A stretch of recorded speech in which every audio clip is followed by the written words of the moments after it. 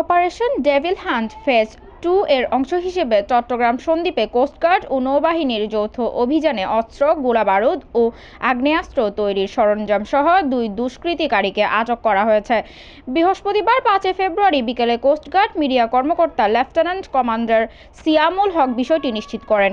তিনি জানান, গোপন সংবাদের ভিত্তিতে বৃহস্পতিবার মধ্যরাত 3টায় সন্দ্বীপ থানাধীন বেড়িবাঁধের ইট ভাটা সংলগ্ন এলাকায় কোস্টগার্ড স্টেশন সন্দ্বীপ ও নৌবাহিনীর সমন্বয়ে বিশেষ অভিযান পরিচালনা করা। অভিযানে একটি দেশীয় 1 নলা বন্দুক, 2 রাউন্ড তাজা কার্তুজ ও আগ্নেয়াস্ত্র তৈরির সরঞ্জাম উদ্ধার হয়। 2 জন আগ্নেয়াস্ত্র প্রস্তুতকারীকে আটক করা হয়। প্রাথমিক জিজ্ঞাসাবাদে জানা যায়, আটককৃতরা আসন্ন ত্রয়োদশ জাতীয় সংসদ নির্বাচন 2026কে কেন্দ্র করে নাশকতামূলক কর্মকাণ্ডে জড়িতদের কাছে অস্ত্র সরবরাহে সহযোগিতা করছিল।